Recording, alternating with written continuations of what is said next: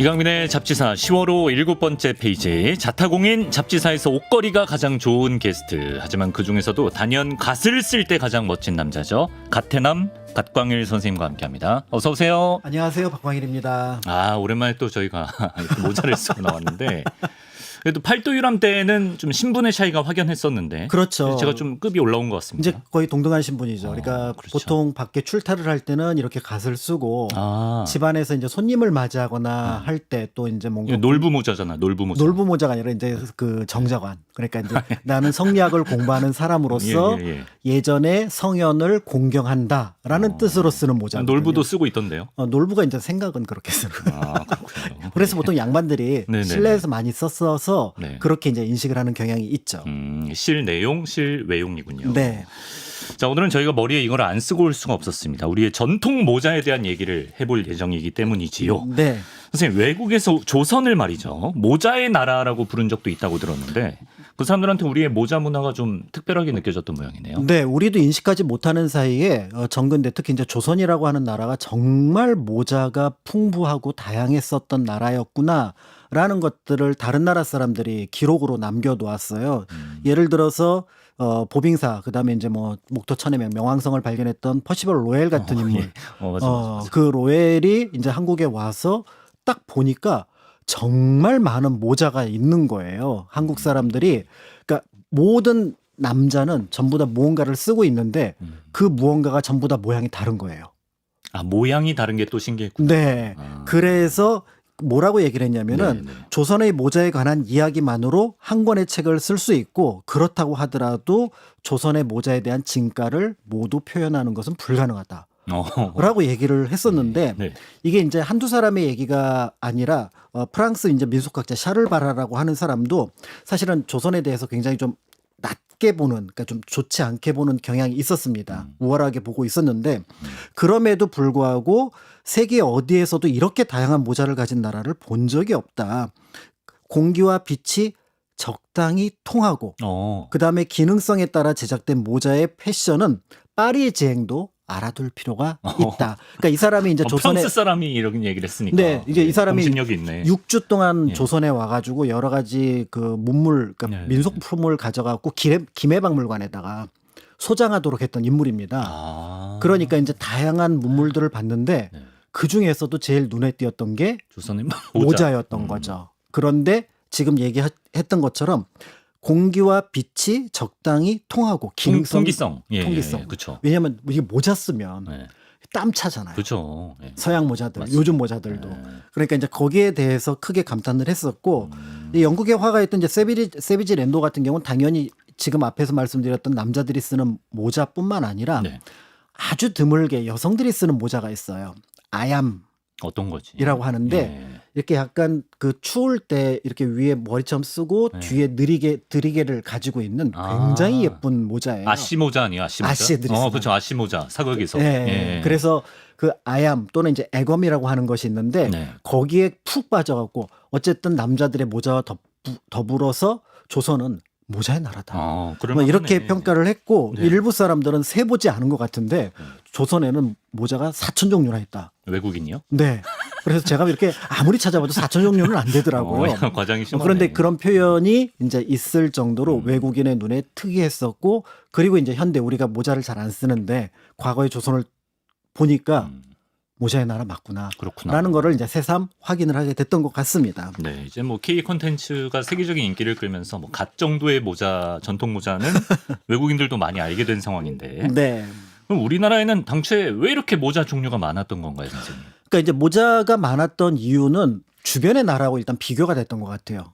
당시 그 우리가 개항을 했을 때 중국은 청나라가 있었고 네. 그다음에 일본이라는 나라가 있었는데 그렇죠. 둘 다 모자를 안 정말 드물게 모자가 안 발달하지 않았던 나라였던 겁니다. 세계적으로 놓고 봐도 그 동아시아 역사에서도 볼 때 청나라 일본은 모자 문화가 발달 안 했구나. 이제 그 이유는 짐작하실 수 있는 것처럼 네. 청나라 사람들 그때 변발했잖아요. 청나라니까 변발이지. 네, 그래서 앞머리 쑥 삭발하고 네네네. 뒷머리 따가지고 쭉 내렸고 그러니까 이제 변발의 변은 그러니까 그 닦는다라는 뜻이거든요. 그래요. 그래서 우리도 변발의 흔적이 아주 조금 남아있죠. 그 봉숭아학당 맹구. 그렇죠. 네, 우리가 맹구가 처녀총각이 보면 머리를 닦고 있는 게 네, 네. 그게 몽골 때 들어왔던 개체 변발의 흔적이 일부 남아 있는 아, 거거든요. 그거는 그러면 그 전에는 그렇게 안 했어요? 그렇게 안 했던 것 같아요.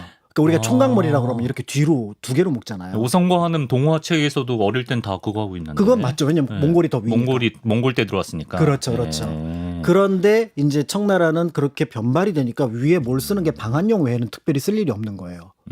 그러니까 우리가 알고 있는 캡 모양의 모자 하나 외에는 네. 청나라 귀족들을 생각을 해보면 별로 모자가 떠오르는 게 그 없을 강시 거예요. 모자 같은 거. 그렇죠, 그렇죠. 예. 그다음에 일본은 이게 변발이라고 하기는 좀 그렇습니다만은 이제 그 촌마개라고 해갖고 앞에를 잘라내고 상투를 쓰기는 하지만 뒤로 그렇죠, 넘긴 그렇죠. 상투잖아요. 네, 맞아요. 그러니까 이게 역시 다양한 모자보다는 그냥 이걸 드러내놓고 다니거나 그렇지. 장군들이 그냥 뭐 어떻게 보면 투구를 쓸 때 투구가 화려하죠. 그렇죠. 네, 그 정도 외에는 없으니까 일반 백성들 또 다른 어떤 특별한 직업에 종사하는 사람들은 그 해당하는 모자가 없었던 데 비해서 네, 네. 근데 우리나라 같은 경우는 상투. 상투. 고조선 이후로 계속했던 상투의 나라니까 이 상투를 쓰는 순간 뭔가를 덮어서 그 다음에 보호하고 또 그걸 드러내고 싶었는데 조선이라는 사회가 500년 동안 안정적으로 유지가 되면서 그건 어떤 지향점, 신분 또 때에 따라서는 필요성 이런 것들에 따라서 그때그때 모자를 생산해냅니다. 그러다 보니까 자연스럽게 모자를 통해서 저 사람이 어떤 신분이고 어떤 일을 하는 사람인지 알게 되었고 네. 그런 것들이 이제 자연스럽게 만들어지면서 그러면서 이제 우리가 알고 있는 모자가 많아졌던 것으로 보여지고요. 네. 무엇보다도 이제 상투를 트는 순간 이제 사실은 또 이제 집안에 있을 때 망건이라고 해가지고 그렇죠. 이렇게 머리를 이렇게 쪼매는 작업들을 그렇죠. 하잖아요. 집에서 이제 책 읽을 때 그냥 만 것만 그렇죠. 하고 있죠. 예. 그런데 이제 그 상투 위에도 이제 상투 모자 같은 거, 상투관 같은 거를 씌워가지고 모자를 쓰는 것, 네. 이제 이런 것들이 좀 익숙했던 부분들이 있는데 네. 어쨌든 이제 예전에 양반들이 볼 때 의관을 정제해야 될 때 의가 우리가 알고 있는 옷이라면은 관은 모자를 가리키거든요. 그만큼 어떻게 보면 몸 매무새의 가장 중요한 신경을 부분이 썼다. 모자였다.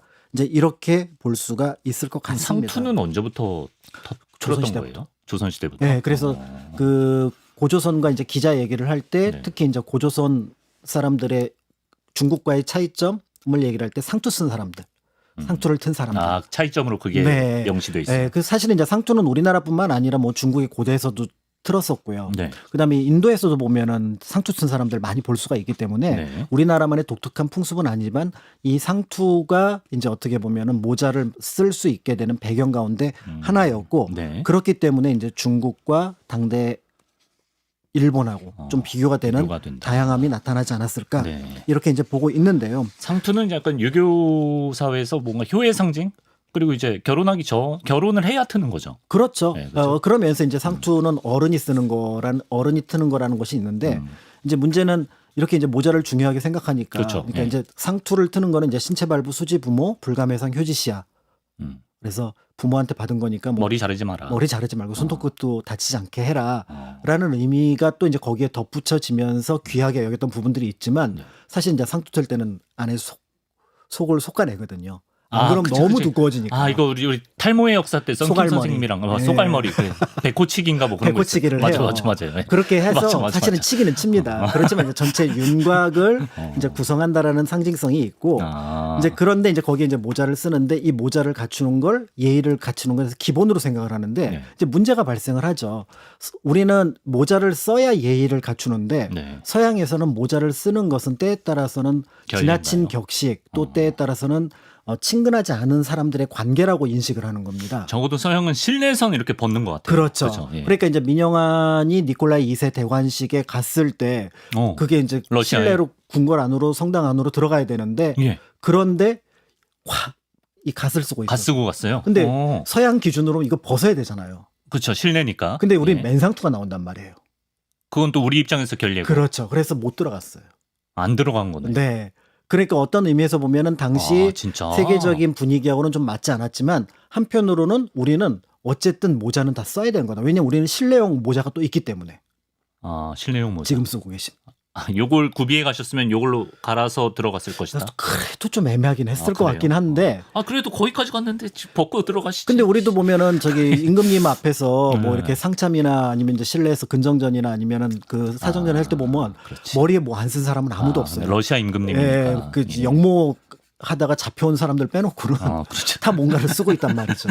그러니까 그러네. 이게 이제 조선의 어떻게 보면은 네. 일정한 풍습이 되면서 그러면서 이제 모자의 발달을 촉진시키지 않았을까 이제 이렇게 볼 수 있고요. 네. 그렇기 때문에 이제 조선에 왔던 이제 프랑스 여행가 조르주 디크로라는 사람은 이렇게 표현을 했습니다. 네. 그래서 이 조선 사람들의 모자를 통해서 때에 따라서는 어떻게 보면 지위, 계층 이런 것들을 볼 수 있고 또 그 사람이 어떤 일을 하는 사람인지 구분해낼 수 있다라고 하면서 모자 자체가 굉장히 발달하면서도 일정한 경향성을 가지고 있었구나. 이제 이렇게 보여주고요. 그렇기 때문에 모자는 특히 조선시대 모자는 그 사람을 읽어내는 코드였다. 그러네. 다양한 정보가 담겨 있네요. 네, 그러니까 바코드처럼 이렇게 딱 찍어내면은 뭐 이렇게 쭉 정보가 나오는 것처럼 저 모자 하나만 딱 보더라도, 그러니까 예를 들어 초상화가 아주 일부가 나와 있는데 거기에 익성관 흔적이 있다. 불에 탔는데 모자는 익성관이야. 그러면 이건 왕의 왕이 어진이잖아요. 그런데 뭐 이렇게 막 불에 탔는데 지금 정자관이다. 그럼 양반. 그렇죠. 이제 이런 것들을 구분해낼 수 있다는 신분증 느낌이 있어요. 그렇죠, 예. 그렇죠. 이제 그런 것들이 있어서 조선의 모자라고 하는 것들은 단순하게 모양을 넘어서서 그 뒤에 있는 역사적 배경도 같이 알아보시면 좋을 것 같습니다. 네, 그러한 배경으로 인해서 다양한 종류를 갖게 된 조선의 모자 본격적으로 한번 알아보겠습니다. 뭐 종류를 한번 설명해 주시죠. 어떤 모자 알려주실 건가요? 네, 지금 이제 저희가 모자 얘기를 하지만 순 우리말로는 쓰개. 쓰개구나, 쓰개. 예, 그러니까 쓸거리, 그러니까 쓸 것 이렇게 되니까 이제 쓰개가 되는데 이제 부득이 이제 모자라는 표현을 씁니다. 그런데 정근대 역사에서도 머리에 쓰는 것이 종류가 여러 개로 나뉜다고 생각을 했던 것 같아요. 대표적인 게 관, 그 다음에 이제 모 이런 것들이 있어서 관과 모가 한 카테고리로 묶입니다. 이름으로 말씀을 드리면 멸류관, 금관, 통천관, 정자관, 상투관, 사모 이런 것들이 관과 모에 해당하는데 익성관도 관 아닌가요? 익성관도. 네. 음. 그러니까 이 관은 기본적으로 영어로 표현을 하면 캡에 가까워요. 캡. 챙이 없는 캡.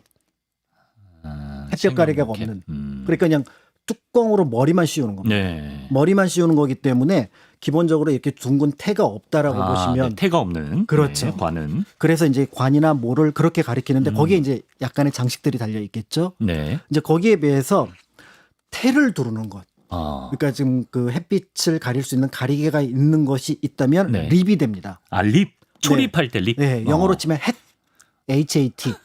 해세. 햇과 해세 차이네요. 네, 햇이 될 수 있다고 보는데 네. 백립, 흑립, 초립, 전립, 패랭이, 삿갓 이런 것들이 페랭이처럼. 네, 이게 페랭이죠? 이게 페랭이. 네, 제가 썼던 거. 그러니까 이제 저게 조금 더 고대에 가면은 이제 그 흑립, 그다음에 조금 더 가면 초립 이렇게 되는 부분들이 있어서 네. 이제 태를 두르면 립이라고 립이 얘기를 된다. 하고요. 네. 그런데 가장 대표적인 립이 흑색 빛으로 나오는 흑립을 흑립. 나중에 좀 더 세련되게 만든 게 갓.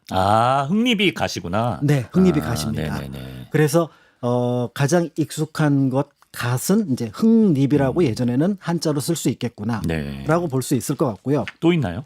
그다음에 이제 머리에 이렇게 뭔가 봉다리처럼 만들어 갖고 퉁 쓰는 게 있어요. 그 봉다리를. 네, 그래서 수건을 두른다라는 개념으로 그래서 건이라는 표현을 씁니다. 망건. 그렇죠. 유건, 탄건, 복건, 굴건, 망건. 그래서 유생들이 쓰는 거 있잖아요. 네네. 예, 유생들이 이렇게 머리에 툭 그렇죠, 올리는 그렇죠. 거. 안동에 가면 쓰고 계신 분들 계시죠. 예. 그 제향 지낼 때 네. 이렇게 쓰기도 하고 네. 그다음에 이제 집에 할아버지 같은 분이 이렇게 툭 하나 올려놓고 쓰는 약간 굴곡이진 것들이 있어요. 그걸 탄건. 그다음에 이제 뭔가 그 상주들이 흰 것을 이렇게 쓰고 있는 이런 거 굴건. 굴건이구나. 네, 이런 것들이 있는데 네. 영어로 치면 후드. 뒤집어 쓰는. 그러네. 네. 그러네요. 네. 박광일의 오늘 영어 교실이네. 그래서 캡, 햇, 후드 이렇게 구분을 하시면 관모, 그다음에 립, 건 이렇게 세 가지를 차이점을 좀 이렇게 느끼면서 접근하실 수 있을 것 같습니다. 그러네. 이건 썬킴 선생님도 이렇게 설명 못합니다. 예. 그렇죠. 뭐 성킴 선생님을 제가 뭐 잘 모르는 분인데. 네. 알겠습니다. 네. 그럼 이 중에 좀 대표적인 거 몇 가지 좀 특징과 유래를 소개해 주시면 좋을 것 같아요. 네, 그래서 이거 하나하나 다 설명드리는 거는 불가능에 가깝고요. 네. 그렇기 때문에 이제 몇 가지 특징 그리고 좀 자주 눈에 띄는 것 중심으로 이제 말씀을 드릴 텐데요. 아무래도 이제 익성관.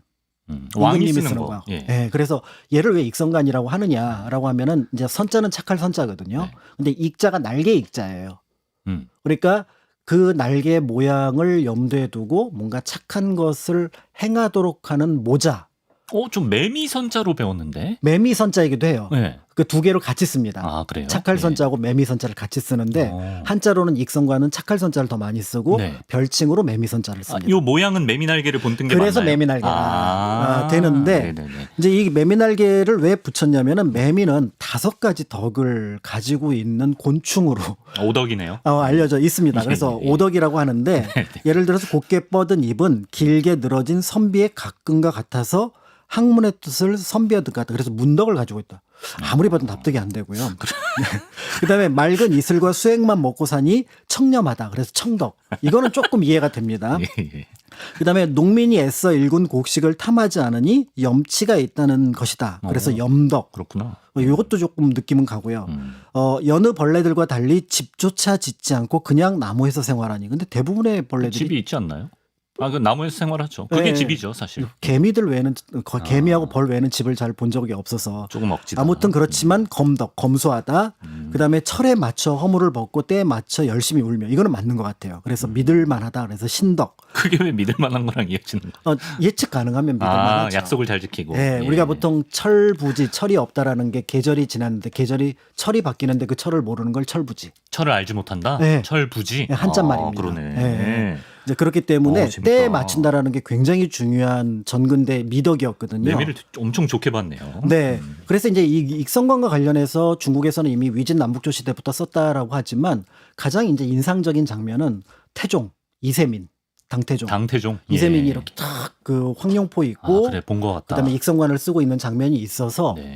우리나라에는 아마 신라 때부터 전해지지는 않았을까 이렇게 보여지긴 하지만 네. 대체로 자료나 여러 것들을 보면은 고려 때부터 우리나라도 익성관을 썼던 것으로 추정이 되고요. 예. 그리고 이제 역시 명확한 우리나라 익성관 관련된 뭐 최초의 그림 자료라고 할 수 있는 거는 예.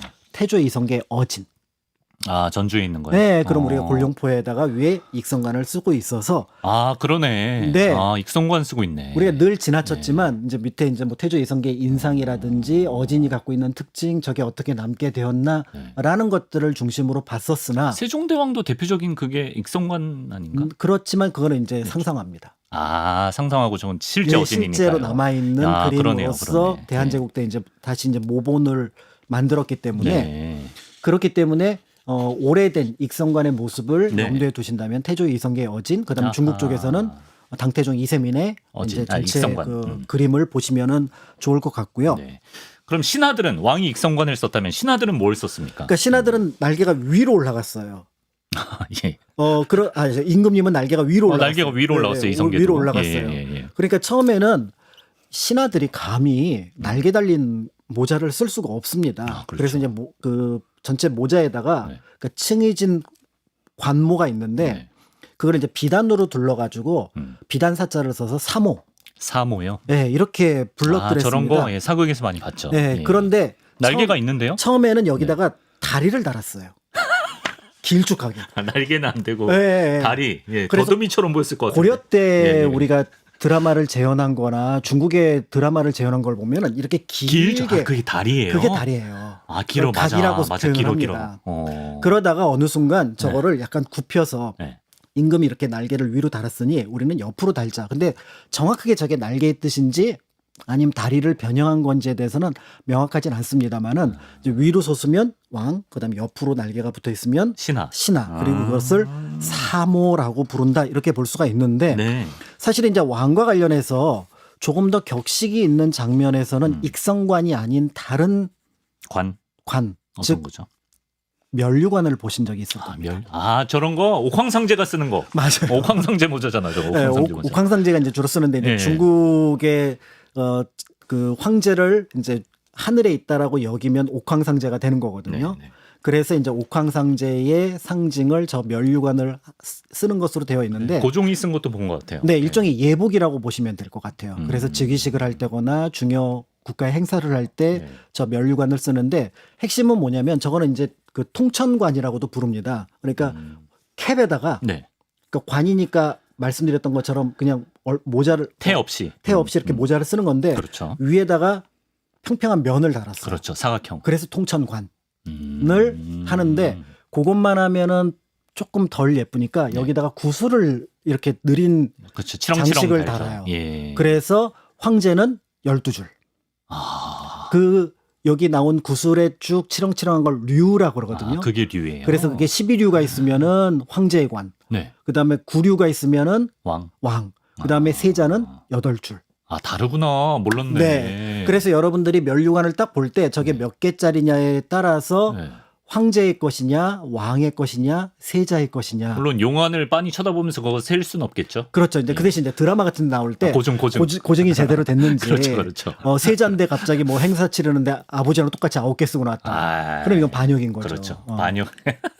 쿠데타. 네, 그러다가 이제 우리도 고종 때 대한제국을 선포하면서 네. 아까 앞에서 보셨던 고종 때 면류관을 봤다라면은 그때는 12줄 황제가 되었으니까 이제 이런 것들의 의미를 볼 알 수가 수가 있네요. 있을 것 네. 같습니다.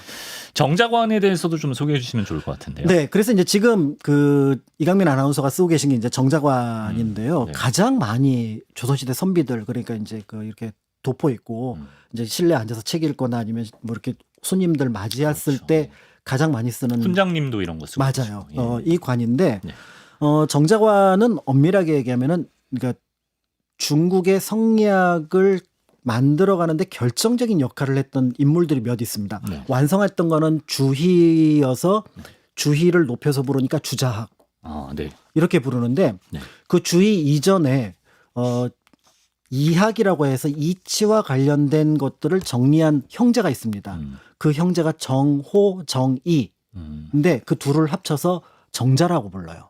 아, 두 형제를 정자라고 해요. 예, 높여서. 그들의 모자인가요? 그래서 예. 그들이 썼다고 알려진 모자를 이제 조선시대 사람들이 쓰면서 나도 정호, 정이 형제처럼 어. 성리학에 심취해서 특히 글좀 이학이라고 배웠고. 하는 것에 예. 관심을 갖겠다라고 해서 저 모자를 만들었는데 이제 조금 복잡한 구조에서 네. 겹부로 되어 있습니다. 맞아요. 그래서 2중으로 되어 있거나 3중으로 되어 있어 2층관 또는 3층관으로도 부르는데 이게 3층관이네. 저게 이제 3층관이고 그다음에 이제 조금 작은 거는 2층관 네. 이렇게 되어 있습니다. 네. 근데 좀 의외 있게 네. 뭐가 중국엔 그러죠? 정자관이 없어요. 아, 주자의 나라 중국에는 정호 정자관이 정의의 없어요? 나라인 예. 송나라에서 저와 비슷한 모자가 있다고 하는데 그 후대에 네. 저런 모자가 안 나타나요. 오. 그렇기 때문에 예. 저 정자관 역시 조선 고유의 그러네. 관이다. 예. 이제 이렇게 볼 수가 있고요. 네. 2층관이랑 3층관은 차이가 있나요? 더 그냥 비싸고 싸고 더 좀 권위가 있다라고 하고 또 아. 더 큰 비용을 들였다라고 보이지만 크게 그것을 두고 격식의 신분을 차이를 나타내지 두지는 않고. 않는 것 예. 같고요. 네. 다만 이제 정자관이 너무 화려하니까 네.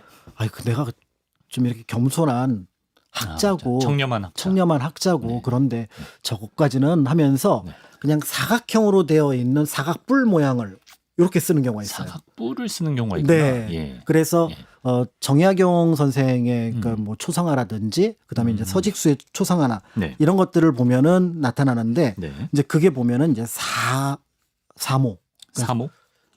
하는 것들을 가지고 있는 게 있어요. 그래서 그래서 이제 그런 것들을 네. 만들어 뭐 사방관? 사방관 사방관. 사방관을 아. 만들어서 저희 선생 그렇죠. 사방관 뭔지 알겠다. 예. 아, 그러네. 예, 저기 네. 보면 이제 저거. 네. 그래서 사각형으로 돼서 이렇게 쓰여 있는 모습을 볼 수가 네. 있습니다. 외국 식료품점 가면 저런 봉투에다가 이제 음식 거꾸로 담아주는데 된 이제 데다가 거꾸로 많이 주죠. 뒤집어 쓴 예, 모양입니다. 예. 그러니까 이제 정자관하고 용도는 같다. 같다. 이제 이렇게 볼 수가 있습니다. 네. 네.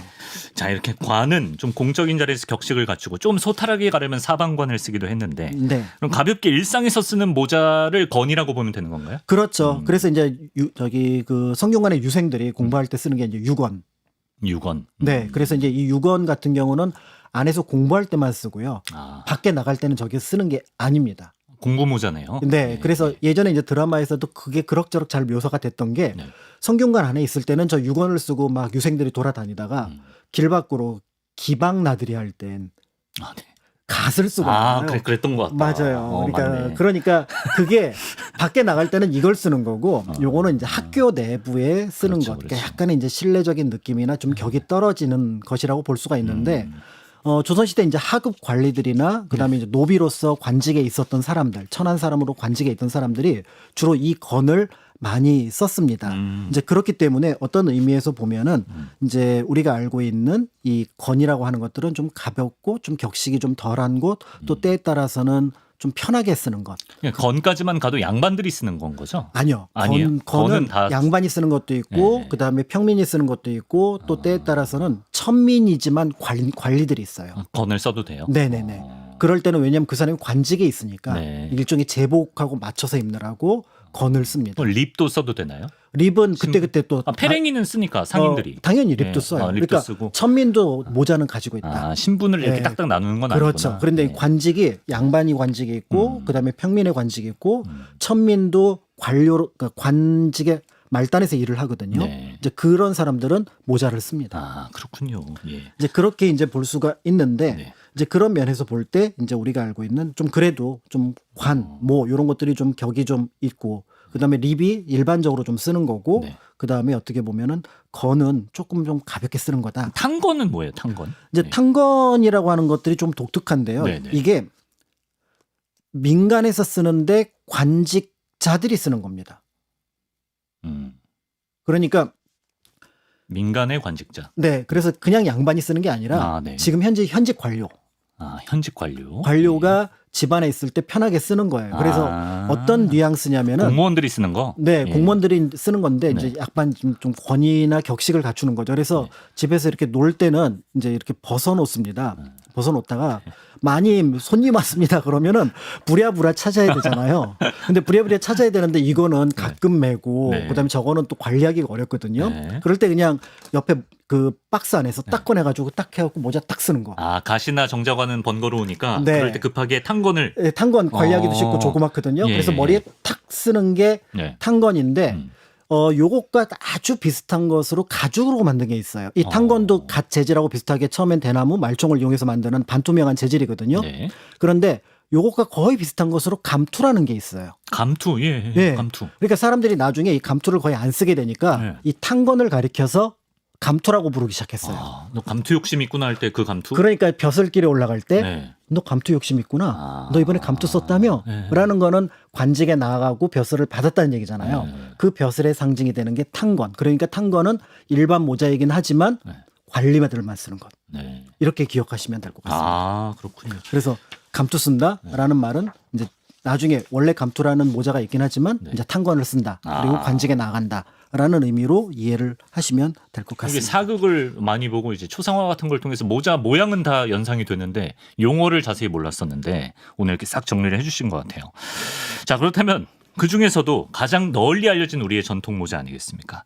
갓에 대해서 한번 자세히 들어가 볼 텐데 좀 갓 설명을 좀 해주시죠. 어떨 때 썼는지 또 만드는 과정도 궁금하고요. 예. 네, 일단 갓은 아까 말씀드렸던 것처럼 흙잎이라고 보통은 네. 불렀더랬습니다. 그러니까 네. 처음에 시작을 할 때는 느낌상 그러니까 대나무를 이렇게 얽어가지고 검은색을 칠해서 보통의 이제 상층 사람들, 고려 때라면 귀족, 조선 때는 이제 사대부들이 이제 쓰기 시작했던 것 같아요. 네.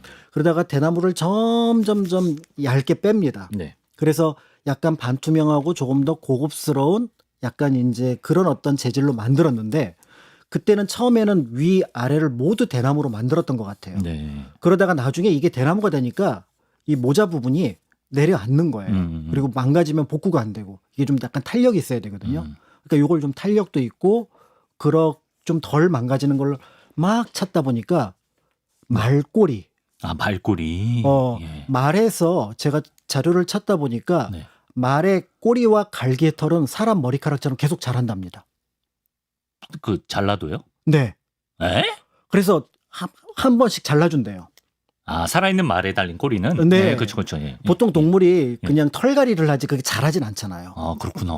근데 말꼬리 얘는 자라요? 말꼬리하고 갈기 쪽은 자란대요. 이발을 좀 해줘야 되네. 네. 그러니까 그 털이 네. 이제 여러 가지 이제 공구로 쓰이는데 네. 이거를 여기에 적용을 시켜볼까? 라고 하면서 그래서 윗부분은 주로 네. 말꼬리, 말총으로 만들고 요 양태라고 하는 태 부분은 네네. 주로 이제 대나무로 대나무로. 만들면서 네. 이제 갓이 만들어지기 시작했는데 네. 모양이 처음부터 이 모양은 아니었던 것 같아요. 아 그럼요. 처음에는 여기가 끝에가 이렇게 모여 있는 요런 모양. 약간 산 모양이구나. 그렇죠. 네, 뾰족한 예, 고깔 그래서 모양. 고깔 모양으로. 그러니까 페랭이도 처음에 만들면 요런 모양이 됐을 것 같고 그러다가 요거를 대나무로 바꾸면서 요렇게 평평하게 만들려고 하다가도 네. 잘 안 돼서 지금 남아 있는 갓 중에서 가장 오래된 갓이 유성룡이 쓰던 갓이 남아 아, 있습니다. 그래요. 예. 네. 그 전 거는 안 남아 있구나. 예. 그렇죠. 그러니까 거기 보면 유성룡의 관도 요렇게 돼 있어요. 아, 뿔처럼. 뾰족해요. 예. 네. 그러다가 어느 순간 야 조금 더 세련되게 하면서 이거를 평평하게 원뿔 모양으로 올리고 위에도 평평하게 만들면서 몰랐네. 지금의 갓 모양이 만들어진 것으로 보여지는데 네. 그래서 일반적일 때는 지금 말씀드렸던 것처럼 검은색 네. 흑립의 모습을 갖고 있지만 네. 이제 나라에 국상이 있다. 네. 그럴 때 쓰는 갓은 이거 쓰고 나가는 게 아니라 우리나라는 상복이 하얀색이니까 네. 여기에 흰색 천을 붙입니다. 그래서 백립. 아, 백립이 또 있구나. 네. 흰색 천을 붙여서. 그다음에 이제 무관으로서 당상관들이 뭔가 전장에 나갈 때 그 융복이 천립 같은 걸 융복을 입거든요. 네. 그러니까 그 천립 같은 걸 입을 때 거기에 어울리도록 붉은색으로 칠한 그런 어떤 붉은색 갓 주립. 그러니까 아까 말씀하신 가장 오래된 유성룡의 갓이 국립중앙박물관에 있고 보물로 지정이 됐는데 국립대구박물관. 저건 지금 하얀색을 덧댄 건가요? 그 지금 저기 가의 해진 부분을 보수를 한 거예요. 아, 보수를 한 거구나. 네. 저건 흑립이고. 흑립이죠. 그렇죠, 그렇죠. 그러니까 이제 보수를 한 부분만 하얗게 남아 있는데 보면 약간 원뿔 모양으로 되어 있어서 네. 지금의 뾰족해요. 예, 간 모양과는 조금 다른 원통 모양과는 좀 다른 것이라는 거를 네. 이제 짐작해 볼 수 있을 것 같고요. 네. 이제 그렇기 때문에 이제 우리가 알고 있는 이 간 모양도 대체로 조선 후기의 것이겠다 이렇게 볼 수 있을 것 같습니다. 다만 이제 조선의 양반들이 이 갓을 가지고 이제 멋을 부리기 시작하는 거예요. 어떻게요? 첫 번째는 예. 갓끈 가지고 멋을 부립니다. 아, 갓끈이요? 네, 지금은 저는 이렇게 그냥 끈으로 맸지만 예전에는 이 갓끈이 그러니까 처음에는 그냥 구슬로 된 갓끈이었어요. 그러니까 진짜? 묶을 수 있는 게 아니라 이거를 머리에 툭 눌러 쓰고 예. 그 다음에 그냥 이렇게 장식으로 이렇게 하는 것이었는데 그거 고정이 잘 되나? 고정이 안 되잖아요. 안 되죠. 그래서 다시 이걸 묶고 예. 그래서 이중으로 구슬도 갓끈과 여기 옆에. 구슬 장식이 같이 있는 형식으로 같이 이제 쓰게 됐고요. 이명 생길 것 같아요. 구슬 딸랑딸랑거리는 소리요. 그럼에도 거기에 이제 호박, 멋이 있죠, 멋이 산호 있죠. 이런 거 쓰면은 너 그거 쓰면 된다 안 된다 막 그러면서 법이 계속 이제 금지령 이런 것들이 내려질 정도로 네. 화려하게 쓰는데 그래서 요 갓끈을 가지고 한번 음. 사치를 하고요. 네. 두 번째는 이걸 좁혔다 넓혔다. 아, 태폭을. 예. 그래서 이 양태라고 하는 태폭을 쭉 넓힙니다. 가장 넓었을 때 네네. 이 앞뒤 직경이 1.2m. 그 정도면 멕시코 그 솜브레로 수준 아니에요, 거의. 그 정도면 아니, 거의 이건 거의 그러니까 파라솔 쪽이. 그러니까 제가 보기에는 어지간한 방에 들어가서 둘이 앉아서 얘기하지도 못했을 것 같아요. 그러네. 그러니까 서로 이제 일정한 거리를 둘 수 예, 있는. 그러니까 예. 팬데믹 시절에는 꽤 괜찮은. 거리두기에는 좋네요. 네, 예. 그런 어떤 것인데, 그러니까 그게 이제 사치니까 나라에서는 제발 그렇게 하지 마라. 그래서 좁혔다 늘렸다, 좁혔다 늘렸다 하지만 네. 대체로 지금 이제 모습으로 이제 정리가 된 거는 이제 순조점 연간에 정리가 되어서 그 뒤에도 약간의 변동이 있어서 흥선대원 것도 다시 좁힌 적이 있어요. 네. 그래서 개화기 때 고증을 잘한 그 드라마들을 보면은 네. 개화기 때 분명히 양반들인데 마치 중인처럼 네. 가시 그 태가 이렇게 작은 게 있거든요. 네. 그때는 갑자기 또 법적으로 줄였을 때 이렇게 보시면 될 것 같고요. 네. 이제 이런 것들이 있어서 사실은 이제 그 시기에 어떤 의미에서 보면은 약간 변화가 있었지만 그러네요. 이제 예. 이런 모습으로 정립이 됐다 이제 이렇게 볼 수가 있을 것 같습니다. 네. 전에 뭐 진짜 장인이 제대로 만든 갓은 한 뭐 몇백만 원 한다고 저한테 말씀하셨던 기억이 나는데 몇 천만 원 들죠. 몇 천만 원씩도 한다 갓 하나에. 네. 근데 이게 만드는 과정이나 이것도 약간 갓의 부분별로 또 약간 뭐라 그래야 되지? 맞는 장인들이 또 다르고 이러더라고요. 그렇습니다. 네. 그래서 처음에 이제 그 우리나라가 이 갓을 쓰다가 어느 순간 갓을 안 쓰게 되잖아요. 네. 그러니까 우리나라의 모자가 사라진 계기는 연도로 치면은 1910년? 1895년. 아, 1895년. 그때 어떤 사건이 있었냐면은 네. 단발령이 있었죠. 아, 그 단발령. 단발령을 하는 순간 모자의 역할이 사라집니다. 갓은 상투가 핵심이니까요. 그렇죠. 예, 예. 그러니까 상투가 아까 핵심이었고 그 상투를 둘러서 뭐 망건 이런 것들이 있어야 되는데 네. 단발령을 하게 되는 순간 더 이상 적어도 일상에서 모자를 쓸 일, 그러니까 어떤 의식용 모자를 제외하고는 쓸 일이 없어지게 되는 겁니다. 네. 그러니까 이제 그때부터 모자가 서서히 사라지게 돼서 한 7, 80년이 지났던 1960년대에 오게 되면은 어느 순간 갓을 만드는 사람이 너무 귀해진 거예요. 그렇겠네요. 예전에는 곳곳에 갓을 만드는 공방들이 있었는데 네. 예를 들어 관청 같은 곳에서도 갓을 만들어서 그거를 중앙에 상납하거나 또 민간에 내서 팔았었거든요. 네. 이제 이런 것들이 사라지게 되니까 이거라도 좀 지켜야겠다라고 갖고 해가지고 네. 이제 다른 그때 이제 여러 무형 유산들, 그러니까 네. 당시에는 인간문화재라고 불렀는데 네. 이분들을 지정합니다. 근데 지정하는데 갓과 관련돼서 이제 그 갓을 만드는 분들을 갓일 공방이라고 표현을 쓰거든요. 간일. 네. 그런데 이 갓일 공방을 가만히 보니까 세 개예요. 하나는 이 모자를 만드는 대우라고 하는 것을 만드는 대우 장인이 있고요. 위로 튀어나온 네. 부분 만드는 분. 이거를 이제 총모자, 그러니까 보통 말총으로 만드니까 총모자 이렇게 네. 불러서 총모자 장인이 있고 네. 그 다음에 대나무를 얇게 0.1에서 0.3mm 정도로 잘라가지고 요거를 쭉 붙이고 다시 검은색 칠하고 붙이고 그 악교로 또 입고 하는 작업들을 합니다. 네. 그래서 요거를 만드는 양태장이 있고요. 양태 만드는 분. 예. 그래서 이게 이제 되는 게 아니라 네.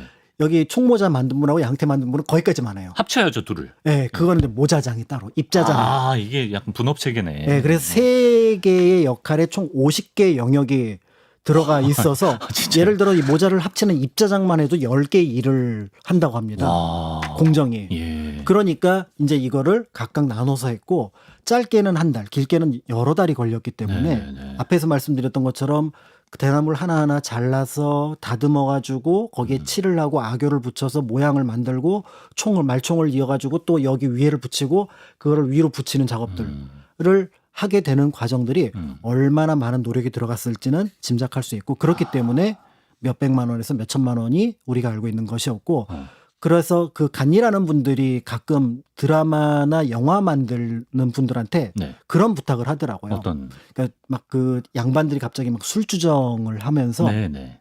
이렇게 막 충돌할 때 네. 갓을 막 갓 던지고, 던지고 그렇죠. 막 같이 막 이놈 한번 해보자. 어. 이러면서 막. 그럴 게 아니라는 거. 싸우더라도 요거는 잘 모셔놓고. 그치. 그때는 그랬을 테니까. 근데 이게 워낙 비싸잖아요. 당시로 치면은 거의 비싸기도 하고. 예, 요즘 느낌으로는 차 한 대 값을 머리 위에 올려놓고 다니는 그러네, 건데 그러네. 요건 일단 하인한테 주고 네. 그리고 한 판 붙자. 아, 그렇게 하라고요. 예. 아, 잘 다뤄달라고. 그래서 이거를 막 깨져도 되는 것처럼 그때 네. 그렇게 관리하지는 않았다라고 볼 수가 있는데 네. 그런데 이런 것 하나하나가 주는 느낌들이 굉장히 세련된 게 처음에는 이게 그러니까 서양에서 생각할 때 이 갓을 만약에 어떤 나라에서 제작을 한다. 네. 그럼 이 양태 부분을 수평으로 만들 거예요. 네. 근데 잘 보시면 여기도 지금 만들었지만 약간 곡선을 만들어서 심지어 이 8,000원짜리 갓에도 약간 곡선이 있어요. 그렇죠. 예. 그러니까 신윤복의 그 그림을 보게 되면 거기 양반들이 여기저기서 이제 논일거나 아니면 기생들하고 어울리는 그림들이 있는데 네. 거기도 보면 갓이 굉장히 크거든요. 네네. 그런데 이게 갓의 곡선이 살짝 매끄럽게 하면서 그게 디테일이구나. 전반적으로 수평을 만들어내고 있어요. 아. 그러니까 왜 갓을 볼 때 네. 저게 그냥 예쁘다를 넘어서서 굉장히 품위가 있구나. 곡선미. 가 느껴지는 네. 부분들은 반투명하면서도 그 곡선미를 가지고 있어서 세련되게 느껴지는 부분들이 있는 거고요. 아. 그래서 외국 사람들이 이 갓에 대해서 처음에 이제 놀랐던 거는 제 이름이 뭐야 그랬더니 갓. 아. 마이티 갓. 마이로드. 왜 갓이야 그랬더니 갓이라니까. 예. 라는 것에 이제 놀라게 되지만 자세히 살펴보면 그 재료나 그 공정 그리고 더 나아가서 그것이 가지고 있는 세련됨 이제 이런 것들에 이제 놀라게 되면서 결국은 앞에서 뭐 제가 관두, 그다음에 모두, 그다음에 립두, 건두 이렇게 말씀을 드렸으나 한국에서 가장 대표적인 모자 쓸 거라고 하면 쓰개라고 하면은 갓이죠. 갓이 되는 거죠. 그러니까 이제 가끔 이거 중국에서 유래한 거 아니냐? 그럼 뭐 캐대헌 열풍이었을 때도 일부 사람이겠지만 일부 중국인들이 저거 중국 모자다. 네. 이런 식으로 뭐 댓글도 달고 그런 그렇죠. 적이 있다고 들었습니다. 그래서 이제 예. 그런 얘기를 들을 때 예. 사실은 이제는 그냥 웃으면서 넘겨야 되는 부분들이 전혀 근거 없는 거죠. 예, 맞는데 예, 일단 예. 황비용이 뭘 썼는지 예, 그렇죠. 황비용은 갓을 쓸 수도 없어요. 그렇죠. 예. 그다음에 강희제 권룡제도 그렇고요. 그러니까 예. 그 중국의 사례에서 보면은 이 관 비슷한 초립은 그러니까 그 햇빛을 가리기 위해서 네. 이런 모습으로 만드는 모자는 전 세계 어디에나 나타납니다. 네. 그렇지만 이제 갓이 진정으로 멋을 내기 위해서는 네. 사실은 저처럼 쓰면 안 되는 거예요. 음. 여기에 보면은 상투는 틀지 안 틀지는 모르지만 겉으로 보일 때 사실은 예전에는 상투를 먼저 틀고요. 네. 그 다음에 그 안에다가 탄건을 쓰고 네. 그 다음에 여기에 만건을 두르고 아, 복잡하구나. 그리고 갓을 썼어요. 탄건 만건을 다 같이 하는 거구나. 네, 그러다 이제 네. 조선 후기에 여러 그림들을 보면 탄건은 빠지는 것 같아요. 네, 이렇게 앞머리가 나올 수가 없죠. 그렇죠. 예, 예. 그러니까 만건으로 여 앞머리를 싹 조여주고 그리고 여기에 갓이 딱 올라가야 그래야 예쁘게 되기 때문에 네. 이 앞에서 말씀드렸던 만건이 없는 나라에서 우리도 갓이 있다라고 얘기를 하면은 네. 그것은 갓이 아닐 그러네요. 거다라고 보셔도 될 것 같고요. 선조들은 이렇게 쓰진 않았다. 특히 저처럼 정자관도 이렇게 닭벼슬처럼 이고 있진 않았을 것 같습니다. 그럼요. 예. 그러니까 단순하게 그 모자 자체가 모양이 이렇다라는 것을 넘어서서 그 모자 하나하나에다가 의미 부여를 했고 그것에 어울리는 복식 그리고 그것에 어울리는 차림이 다 있었다라고 생각을 한다면 그 디테일이 멋이죠. 그렇죠. 그 디테일이 멋인 거죠. 그렇기 때문에 그런 부분들을 염두에 두면은 조선이라는 나라는 참 여러 패션감 부분에서 대단하지만 이 갓을 포함한 모자 정말 열정적인 그러니까 어떻게 보면 모자에 진짜로 마음을 다했던 나라 모자의 진심이었던 나라. 진심이었던 나라였구나 이런 것들을 알 수 있을 것 같습니다. 마치기 전에 질문 하나. 네. 비 올 때는 어떡하나요? 비 올 때? 비 올 때는 여기에다가 기름 먹인 종이가 있습니다. 네. 요거를 위에다가 쓰고 네. 빨리 집에 와서 습기를 잘 닦아낸 다음에 갓함에 넣어서 보관을 합니다. 빨리 그러니까, 집에 와야 돼. 네, 그래서 이제 기름 먹인 종이를 이렇게 쭉 네. 해가지고 해가지고 그래서 덮어서 쓰고 오기 때문에 그래서 이제 가끔 서양 사람들은 어떻게 머리에다가 우산을 쓰고 다닐 생각을 하지? 라고 해서 그렇게 보이겠네요. 놀랐다라는 기록도 있습니다. 그렇군요. 자, 모자의 천국이라고 불린 조선. 예, 그 안에서도 투명하고 또 상투랑도 잘 어울려서 조선 남성의 멋을 보여주는 갓에 대해서 오늘 자세히 알아봤습니다. 박광일 선생님과 함께했습니다. 고맙습니다. 감사합니다.